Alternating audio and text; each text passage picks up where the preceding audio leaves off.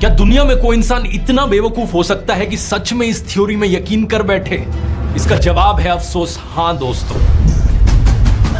America में 10% लोग, UK में 3% लोग, ब्राजील में 7% लोग सही में इस थ्योरी में मानते हैं। अंटार्कटिका चारों तरफ ऊंची ऊंची बर्फ की पहाड़ियों से घिरा हुआ है। उन पहाड़ियों को पार कर लिया तो धरती के नीचे गिर जाओ।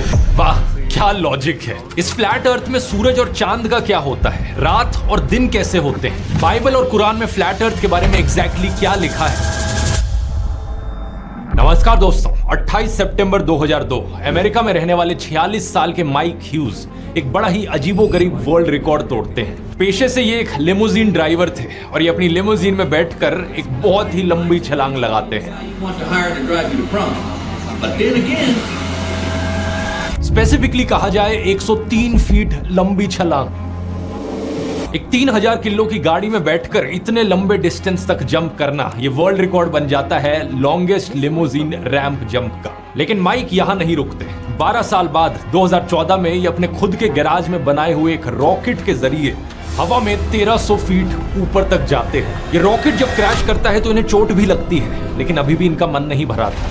2016 में अपना प्लान बताते हैं कि कैसे इनका मकसद है वायुमंडल की सीमा को पार करके आउटर स्पेस में जाने की कोशिश करना और इवेंचुअली बैलून्स के जरिए 32 किलोमीटर की ऊंचाई से रॉकेट्स को लॉन्च करना। अमेरिका में इन्हें मैड माइक करके बुलाया जाने लगा, क्योंकि कोई पागल ही होगा जो इतने जानलेवा डेयर डेविल वाले स्टंट्स करेगा। अपने इस नए स्टंट को करने के लिए मैड माइक को पैसों की जरूरत थी, तो ये किक स्टार्टर कैंपेन शुरू करते हैं। लोगों से डोनेशंस मांगते हैं कि करीब $1 लाख इन्हें दिए जाएं ताकि ये स्टंट ये कर सके। And actually Kickstarter campaign. And what we're going to do is we're going to try to break my record.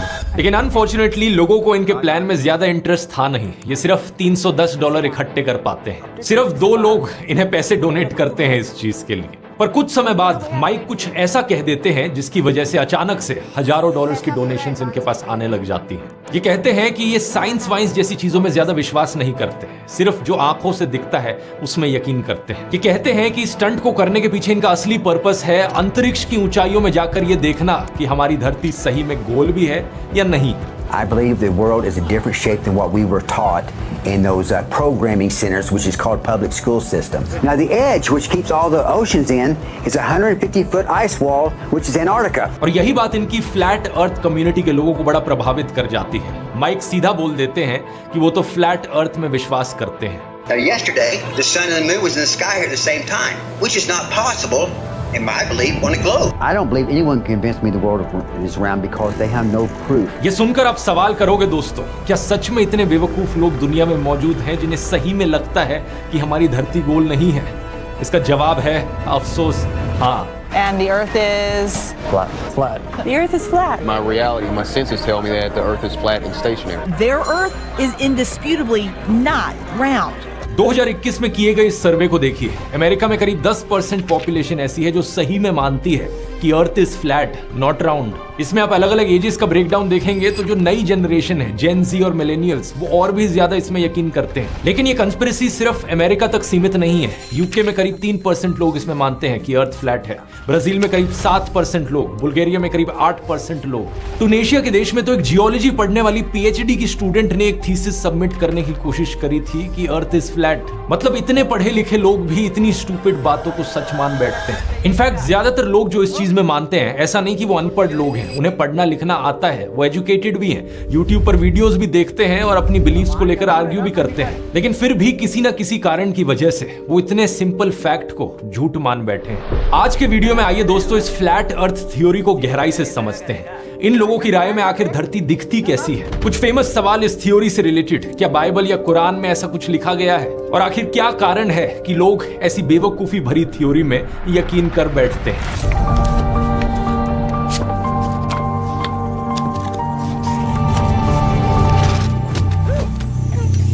अब आज के जमाने में जहां इंटरनेट है, एरोप्लेन्स हैं, स्पेसशिप्स हैं, वहां अनगिनत तरीके हैं ये साबित करने के कि हमारी धरती एक्चुअली में एक गोला है। लेकिन दिलचस्प बात पता है क्या है दोस्तों? आज से हजारों साल पहले रहने वाले लोगों को भी इस चीज का अंदाजा हो गया था बिना इन सारी चीजों के। 500 BC के around ancient Greek philosopher Pythagoras ने चांद और सूरज की तरफ देखा और नोटिस किया कि ये तो गोल है और सिर्फ अपने इंट्यूशन के बल पे ये अंदाजा लगाया कि अगर ये गोल है तो धरती भी गोल ही होगी। फिर आए एरिस्टोटल 350 बीसी के अराउंड। उन्होंने नोटिस किया कि जब लूनर एक्लिप्स होता है, धरती की शैडो मून पर पड़ती है तो वो भी एक राउंड शेप में आती है। और साथ साथ उन्होंने ये ऑब्जर्व किया कि जब वो समुद्र में जहाजों को देखते हैं, दूर के जहाज जो होराइजन पर दिखाई देते हैं, जब वो आ रहे होते हैं पास, तो सबसे पहले उनका ऊपर का हिस्सा हमें दिखता है, धीरे धीरे बीच का हिस्सा और लास्ट में हमें उनका बॉटम वाला हिस्सा दिखता है। इससे अंदाजा लगाया जा सकता है कि धरती कर्व्ड है और गोल है। फिर 200 बीसी में आए इराटोस्थेनेस। इन्होंने कुछ लकड़ियों को जमीन में डाला और दोपहर के समय में शैडोज को ऑब्जर्व किया।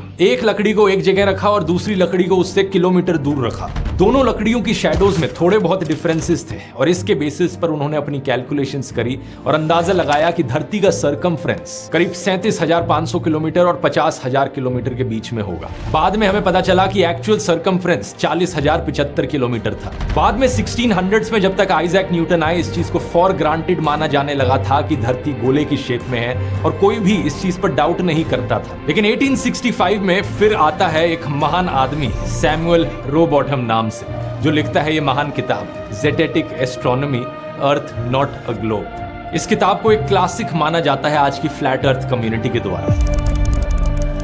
इस किताब के अंदर लिखी गई सैमुअल की कुछ मेन आर्ग्यूमेंट सुनिए जरा। ये बंदा कहता है कि जब भी मैं समुद्र में जाता हूं और दूर देखता हूं तो होराइजन हमेशा फ्लैट दिखाई देता है, और अगर धरती गोल होती तो ये फ्लैट नहीं बल्कि कर्व्ड दिखाई देता। इसके अलावा जितनी भी लेक्स हैं, जितने भी ओशंस हैं, उन सब के ऊपर जो पानी का लेवल होता है वो फ्लैट होता है, वो कर्व्ड नहीं होता। और जमीन पर भी इसका कहना था कि जमीन कभी कर्व्ड नहीं दिखती इसे, और चीजें कितनी भी दूर दिख रही हो वो हमेशा दूर दिखती रहती हैं, कभी भी दिखनी बंद नहीं होती इसकी राय में। इसलिए धरती फ्लैट है, गोला नहीं है। इसने अपने इस अप्रोच को ज़ेटेटिक करके पुकारा कि सिर्फ जो आंखों से दिखता है उस पर यकीन किया जाएगा। मतलब बाकी सारे साइंटिस्ट और फिलोसोफर्स इसकी ये बातें सुनते तो अपना माथा पीटने लग जाते हैं। इसने अपनी एक नई थ्योरी बनाई कि धरती कुछ ऐसी दिखती है, बीच में नॉर्थ पोल है, पूरी धरती फ्लैट है और चारों तरफ एंड में एंटार्क्टिका की बड़ी बड़ी आइस की पहाड़ियां।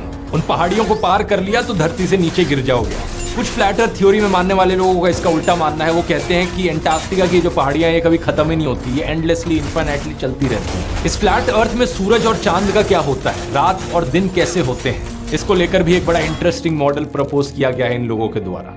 ये देखिए, इनके हिसाब से सूरज और चांद सर्कुलर पाथ में गोल गोल घूमते रहते हैं धरती के ऊपर, और उनकी रोशनी एक स्पॉटलाइट की तरह पड़ती है एक एरिया पर। अमेरिका में फ्लैट अर्थ कम्युनिटी के द्वारा ये जो रिसेंट मॉडल प्रपोज किया गया है, इसके अनुसार सन और मून सिर्फ 50 किलोमीटर के डायमीटर में और धरती के ऊपर करीब 5,500 किलोमीटर की हाइट पर सर्कल करते हैं। लेकिन असलियत में जैसा हम जानते हैं, सन करीब 150 मिलियन किलोमीटर दूर है धरती से और मून करीब 4 लाख किलोमीटर दूर है धरती से। इस फ्लैट अर्थ में सन और मून के पाथ कुछ ऐसे दिखाए गए हैं जिसकी वजह से समर और विंटर होती है। मार्क सर्जेंट, जो कि आज के जमाने के ऑलमोस्ट राजा हैं इस फ्लैट अर्थ कम्युनिटी के, इनके अनुसार सनलाइट जो होती है वो गर्म होती है और मूनलाइट जो होती है वो ठंडी होती है। ऐसा होने के पीछे जो प्रूफ बताया जाता है इनके द्वारा वो भी बड़ा इंटरेस्टिंग है। ये कहते हैं दिन के समय में घर के अंदर टेम्परेचर देखो और घर के बाहर टेम्परेचर देखो, धूप में खड़े होकर कितना होता है, गर्म हो जाता है। लेकिन रात के समय में यही चीज करोगे, घर के अंदर टेम्परेचर देखोगे और घर के बाहर टेम्परेचर देखोगे, जब चांद निकला हुआ है तो बाहर का टेम्परेचर ठंडा दिखता है। वाह, क्या लॉजिक है। वैसे इस तरीके के स्टूपिड विचार हर किसी के दिमाग में आते हैं, ये कोई बड़ी चीज नहीं है। लेकिन प्रॉब्लम बस तब हो जाती है जब आप अपने स्टूपिड विचारों को बिना सोचे समझे, बिना वेरीफाई किए अंधाधुंध सच मान बैठते हो। आज के जमाने में तो प्रॉब्लम बिल्कुल भी नहीं आनी चाहिए, क्योंकि आपके मन में जो भी सवाल हो, चैट जीपीटी जैसे एआई टूल्स उसका तुरंत जवाब दे देंगे। पूछ कर देखो, is moonlight cold, show me proof. आपको इंस्टेंटली जवाब मिल जाएगा लेटेस्ट साइंटिफिक एविडेंस के बेसिस पर। यही कारण है कि इस साल के इकोनॉमिक सर्वे में इंडियन गवर्नमेंट ने भी साफ शब्दों में लिखा है, AI is the biggest disruption for the future of work. ये टेक्नोलॉजी इतनी पावरफुल है कि आने वाले सालों में दुनिया भर में 300 मिलियन से ज्यादा नौकरियों पर एआई का असर दिखेगा। अगर आप यहाँ पर एआई में अपने आप को अपस्किल करना चाहते हैं तो मैं अपना चैट जीपीटी कोर्स रेकमेंड करना चाहूंगा। हिंदी में इंग्लिश सबटाइटल्स के साथ 8.5 घंटे का कॉम्प्रिहेंसिव कोर्स। इसमें मैंने चैटबॉट्स और प्रॉम्प्ट इंजीनियरिंग के बेसिक्स से लेकर एजुकेशन सेक्टर, बिजनेस सेक्टर, घर के कामों में ढेर सारे अलग अलग यूज केसेस समझाए हैं। साथ ही साथ लेटेस्ट चैप्टर्स जो अभी पिछले महीने ही अपडेट हुए हैं, उनमें आप सीखेंगे इमेज जनरेशन, वॉइस मोड, अपने खुद के जीपीटीज बनाना और खुद के कामों में अपनी प्रोडक्टिविटी और एफिशिएंसी को कई गुना बढ़ाना। स्क्रीन पर आप आप कुछ लेटेस्ट रिव्यूज देख सकते हैं जिन लोगों ने इस कोर्स को लिया है, बहुत ही बढ़िया रिस्पॉन्स रहा है। अगर आप इंटरेस्टेड हैं तो कूपन कोड इस्तेमाल कीजिए फ्लैट 40% ऑफ पाने के लिए। इसका लिंक नीचे डिस्क्रिप्शन में मिल जाएगा या फिर आप इस QR कोड को स्कैन कर सकते हैं। जरूर जाकर चेकआउट करना अगर आपने अभी तक नहीं किया है तो। सैमुअल पर हम वापस आए तो अपने जमाने में वो अकेले नहीं थे। लेट 1800s के समय में इस मॉडर्न फ्लैट अर्थ मूवमेंट का जन्म होता है। एक और बड़ी फेमस किताब है ये 1885 की 100 proofs that the earth is not a globe, लिखी गई विलियम कारपेंटर के द्वारा। इन लोगों ने शुरू से ही रिलीजन का भी सहारा लिया था अपनी इस बकवास को सच साबित करने के लिए। जानबूझकर ये बाइबल के कोट्स को मिस इंटरप्रेट करने लगे। बाइबल के रेवलेशन चैप्टर 7 वर्स 1 में लिखा गया है, and after these things I saw 4 angels standing on the 4 corners of the earth holding the 4 winds of the earth. अब इन 4 कॉर्नर्स को मेटाफोरिकली भी इंटरप्रेट किया जा सकता है, जैसे कि हम बातों बातों में कहते हैं कि धरती के कोने कोने में। इसका मतलब ये नहीं है कि धरती में असली में कोने हैं, कॉर्नर्स एग्जिस्ट करते हैं, ये बस कहने का एक तरीका है बात। लेकिन ये लोग क्या करते हैं, इस चीज को लिटरली इंटरप्रेट करते हैं कि नहीं भाई, बाइबल में द 4 कॉर्नर्स ऑफ अर्थ लिखा गया है, इसका मतलब कि अर्थ स्क्वायर या रेक्टेंगल की शेप में होगी। 1893 में बनाए गए इस नक्शे को देखिए, इसमें अर्थ को एक स्क्वायर की तरह दिखा रखा है जिसके 4 कोने में 4 एंजल्स मौजूद हैं। ऐसे ही जेनेसिस के चैप्टर 1 वर्स 6 में लिखा गया है, and God said let there be a firmament in the midst of waters and let it divide the waters from the waters. ये लोग कहते हैं कि यहाँ पर वाटर्स अबव, आसमान की बात करी जा रही है, और वाटर्स बिलो, समुद्र की बात की जा रही है, और एक डोम सा है जो इन चीजों को डिवाइड कर रहा है। इसलिए इन्होंने मॉडल बनाया जिसमें फ्लैट अर्थ एक डोम की तरह है। इसको लेकर 2016 में एक पूरी किताब छाप दी गई थी, firmament vaulted dome of the earth. आज के दिन करीब 70% लोग जो फ्लैट अर्थ थ्योरी में मानते हैं वो इस डोम थ्योरी में भी मानते हैं। उनका मानना है कि ये फर्मामेंट डोम टाइप का अर्थ को कवर कर रखा है। उनका मानना है धरती एक्चुअली में ऐसी दिखती है। अब यही चीज कुरान के साथ भी करी जाती है, जानबूझ के कुरान के वर्सेस को मिस इंटरप्रेट किया जाता है फ्लैट अर्थ की थ्योरी को साबित करने के लिए। चैप्टर 71 वर्स 19 में लिखा गया है, and Allah has made the earth for you spread out as a carpet. अब जिन लोगों को मिस इंटरप्रेट करना है वो कहते हैं कि spread out as a carpet का मतलब है बिल्कुल फ्लैट, लेकिन जो समझदार लोग हैं वो कहते हैं कि स्प्रेड आउट का मतलब है चारों तरफ फैला हुआ, वास्ट, एक्सपेंसिव, एक्सेसिबल बनाया धरती को। यही कारण है कि 9th और 10th सेंचुरी एडी के बाद से ही ज्यादातर मुस्लिम और क्रिश्चियन स्कॉलर्स एक स्फेरिकल अर्थ में ही मानते आए हैं। हालांकि बीच बीच में इक्के दुक्के ऐसे लोग जरूर निकल कर आ जाते हैं। 2015 का यह आर्टिकल जहां पर सऊदी अरब का एक मुस्लिम क्लेरिक कहता है कि अर्थ स्टेशनरी है, और यही बंदा ये भी कहता है कि नासा ने कभी मून लैंडिंग करी ही नहीं। ये एक कॉमन पैटर्न है दोस्तों जो ज्यादातर फ्लैट अर्थ कम्युनिटी के लोगों में देखने को मिलता है। जो लोग इस कंस्पिरेसी थ्योरी में मानते हैं वो इसके साथ साथ ढेर सारी अलग अलग कंस्पिरेसी थ्योरीज में भी मानते हैं। वही सर्वे जो मैंने वीडियो के शुरू में दिखाया था, सेम परसेंटेज ऑफ लोगों को लगता है कि वैक्सीन में माइक्रोचिप डली होती है। सेम लोगों को लगता है कि नासा और बाकी सारी स्पेस एजेंसीज फ्रॉड हैं। कुछ लोग तो ये तक कहते हैं कि ग्रेविटी जैसी कोई चीज नहीं होती और डायनासोर्स कभी एग्जिस्ट नहीं करते थे। इन लोगों के अनुसार अगर आप यूनाइटेड नेशंस के लोगों को देखोगे तो वहां भी एक फ्लैट अर्थ दर्शाई गई है, क्योंकि ये जो लोगो है इसमें इस तरीके का नक्शा बनाया गया है। अब इन लोगों को कोई बताओ जरा, अगर लोगों को पेपर पर देखोगे तो वो हमेशा 2 डायमेंशंस में ही दिखेगा। एक स्फेरिकल शेप को 2 डायमेंशंस में ड्रॉ कर पाना पॉसिबल नहीं होता। लेकिन अगर इस तरीके के आर्ग्यूमेंट्स आप इन लोगों से करोगे तो ऐसे ही अजीबोगरीब जवाब भी सुनने को आपको मिलेंगे। या आपको बताएंगे कि कैसे अंटार्कटिका इस नक्शे में ड्रॉ नहीं किया गया, क्यों नहीं किया गया, कंस्पिरेसी है, फ्लैट अर्थ यहाँ पर दिखाई गई है। Everybody here can agree on absolutely one thing, which is it is not a globe. 1, 2, 3. यहां आते हैं हम इन लोगों के माइंडसेट पर। आखिर क्या कारण है कि कुछ लोग ऐसी बेवकूफी भरी थ्योरीज को सच मान बैठते हैं? इसके पीछे 4 रीजंस कहे जा सकते हैं। पहला है कन्वीनियंस। जो एक्सप्लेनेशन सुनने में ज्यादा सिंपल और कन्वीनियंट लगे, लोगों की टेंडेंसी रहती है उसे ज्यादा सच मानने की, क्योंकि सिंपली आसान है समझना। फॉर एग्जाम्पल, आप ग्लोबल वार्मिंग के बारे में सुनते हो, एक तरफ मैं आपको बड़ी डिटेल्ड एक्सप्लेनेशन देता हूं, बहुत सारा डेटा दिखाता हूं, चार्ट्स दिखाता हूं कि कैसे CO2 लेवल्स बढ़ने लग रहे हैं ओवर द ईयर्स और इसकी वजह से ग्लोबल टेम्परेचर राइज कर रहा है। लेकिन दूसरी तरफ एक बंदा आपको कहता है कि ये सब छोड़, बस ये देख कि आज कितनी ठंड पड़ रही है। आज इतनी ठंड है जितनी पिछली 5 सर्दियों में नहीं हुई थी। इससे साबित हो जाता है कि ये ग्लोबल वार्मिंग झूठ है। बताओ, दोनों में से कौन सी एक्सप्लेनेशन पर आप ज्यादा यकीन करोगे? होपफुली आप में से ज्यादातर लोग कहेंगे कि पहली एक्सप्लेनेशन ज्यादा बिलीवेबल है, क्योंकि वहां पर ज्यादा डेटा दिखाया गया है, साइंटिफिक बेसिस पर बात करी गई। लेकिन अनफॉर्चुनेटली दोस्तों, बहुत सारे ऐसे भी लोग होते हैं जो सिंपली आसान रास्ता चुनते हैं, कन्वीनियंट एक्सप्लेनेशन चुनते हैं। और ये एक्सप्लेनेशन कन्वीनियंट सिर्फ इसकी सिंप्लिसिटी की वजह से नहीं है, ये इसलिए भी कन्वीनियंट है क्योंकि लोगों को अपनी तरफ से कोई एक्शन नहीं लेना पड़ेगा, कोई डरने की बात नहीं होगी। अगर आपने मान लिया कि ग्लोबल वार्मिंग जैसी कोई चीज नहीं होती तो आपको खुद के अंदर कुछ बदलाव करने की जरूरत नहीं है। आपके मन के अंदर से जो डर है ग्लोबल वार्मिंग को लेकर वो भी खत्म हो जाएगा। इसलिए भी ये एक कन्वीनियंट रास्ता है। दूसरा रीजन आता है इंट्यूशन, जो चीजें आपको देखकर पहली नजर में सही लगती है, क्योंकि आपकी इंट्यूशन, आपकी गट फीलिंग कह रही है कि ऐसा होगा, तो आप उसे ज्यादा सच मान लेते हो। फॉर एग्जाम्पल फ्लैट अर्थ के केस में लोगों को लगता है कि क्या ये ग्रेविटी, क्या ये मैथ्स, क्या ये साइंस, इस सब में पढ़ने की जरूरत नहीं, जो मुझे अपनी आंखों से दिख रहा है मैं उसे सच मानूंगा। मैं जब चारों तरफ देखता हूं तो मुझे दिखता है कि जमीन फ्लैट है, हर जगह दूर दूर तक फ्लैट जमीन दिखती है, इसका मतलब धरती भी फ्लैट ही होगी। धरती असल में इतनी बड़ी है कि इसका कर्वेचर अपनी आंखों से नोटिस करना आसान बात नहीं है जमीन पर रहते रहते। इसलिए इन फ्लैट अर्थर्स को लगता है कि अगर ये दूर कहीं बिल्डिंग्स देख रहे हैं डिस्टेंस में, तो इसका मतलब धरती फ्लैट ही होगी। अगर धरती कर्व्ड होती तो वो बिल्डिंग्स इन्हें दिखनी नहीं चाहिए थी। लोग साइंस से ज्यादा अपनी गट फीलिंग और अपनी ऑब्जर्वेशंस पर भरोसा करने लगते हैं। यहाँ एक साइकोलॉजिकल इफेक्ट भी है जिसे डनिंग क्रूगर इफेक्ट कहा जाता है। इसके अनुसार लोगों को अगर किसी फील्ड में बहुत कम नॉलेज होती है तो लोग अपनी कॉम्पिटेंसी को, अपनी नॉलेज को ओवर एस्टिमेट करते हैं। उन्हें लगता है कि उन्हें उस चीज के बारे में बहुत ज्यादा नॉलेज है, लेकिन असलियत में बहुत कम नॉलेज होती है। जैसे जैसे नॉलेज लेवल बढ़ने लगता है लोग रियलाइज करते हैं कि एक्चुअली में तो उन्हें कम नॉलेज है। धीरे धीरे फिर लोग अपनी कॉम्पिटेंस को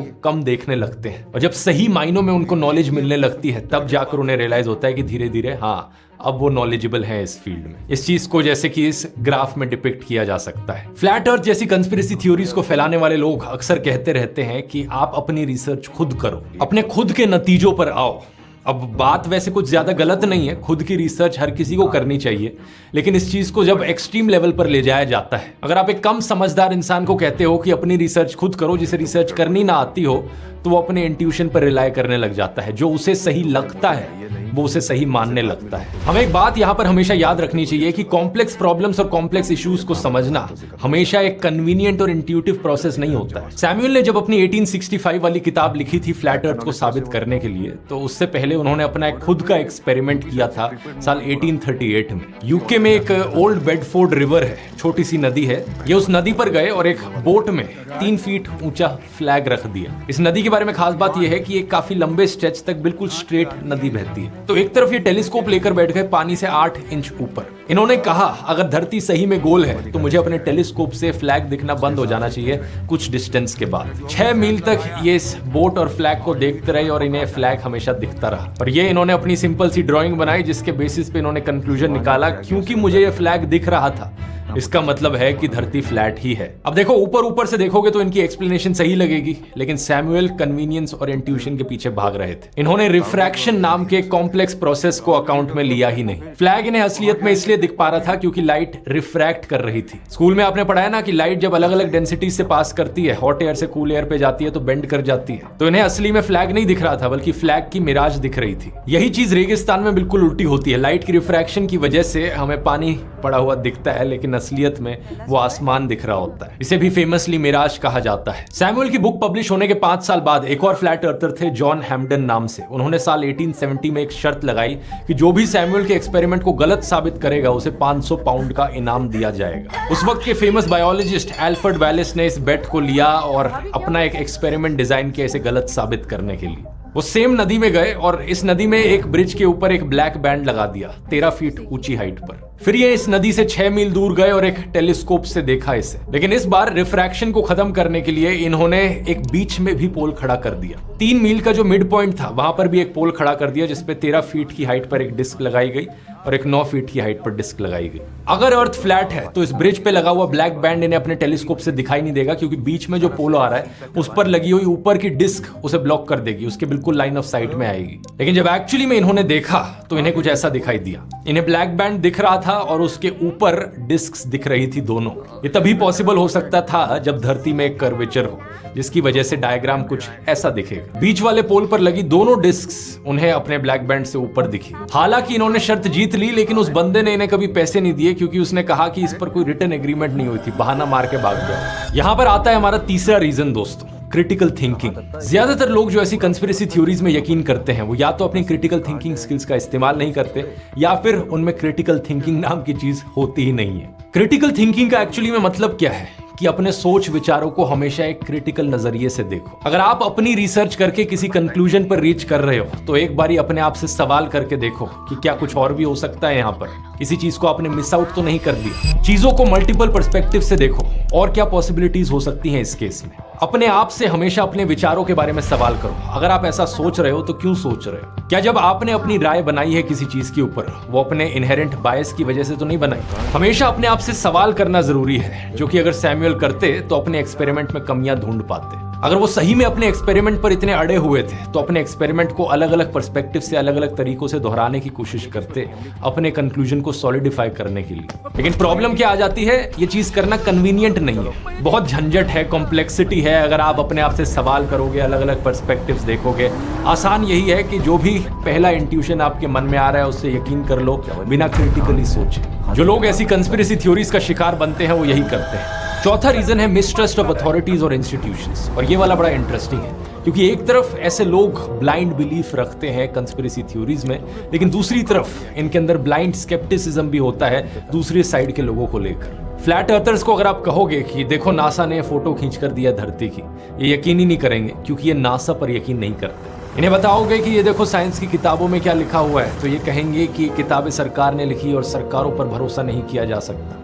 जिस भी बेसिस पर आप इन्हें सबूत देने की कोशिश करोगे आपके सबूत को नकार देंगे। इनके हिसाब से दुनिया का पूरा एजुकेशन सिस्टम एक कंस्पिरेसी है इनके खिलाफ। अमेरिका, रशिया, चाइना, इंडिया, इनके हिसाब से सारे देश इस कंस्पिरेसी में मिले हुए हैं। लेकिन यहाँ भी अगर थोड़ी सी क्रिटिकल थिंकिंग का इस्तेमाल करें तो इन्हें पता लग जाएगा कि इनका लॉजिक कितना खराब है। अमेरिका और रशिया जैसे देश जो हर मामले में एक दूसरे के खिलाफ होते हैं ऑलमोस्ट, वो अचानक से धरती को गोल साबित करने के लिए कैसे एक साथ आ गए? अर्थ की सबसे पहली फोटो जो ली गई थी वो ये थी। 24 अक्टूबर 1946 को अमेरिका ने एक सब ऑर्बिटल रॉकेट भेजा था जो करीब 104 किलोमीटर की हाइट तक गया और कुछ ऐसी फोटो इसने खींची। इसके करीब 20 साल बाद 30 मई 1966 को ये वाली फोटो ली गई। ये एक सोवियत की कम्युनिकेशन सैटेलाइट ने फोटो ली थी। कमाल की बात है, दोनों अमेरिका और सोवियत यूनियन जो एक दूसरे के इतना खिलाफ थे कोल्ड वॉर के दौरान, वो इस कंस्पिरेसी के लिए एक दूसरे के साथ में आ गए। आपको सुनने में ये चीज नॉनसेंस लगेगी, लेकिन इन फ्लैट अर्थर्स से पूछो, इनका यही मानना है। इनके अनुसार ये स्पेस एजेंसीज जो रॉकेट्स भेज रही थी स्पेस में, ये एक्चुअली में न्यूक्लियर वेपन्स थे जो धरती के डोम को तोड़ने की कोशिश कर रहे थे। Both sent up rockets high enough to take decent pictures, and what they saw scared them a great deal. How do we know they were extremely concerned about the sky? Because the US and Russia immediately started firing nuclear weapons straight up.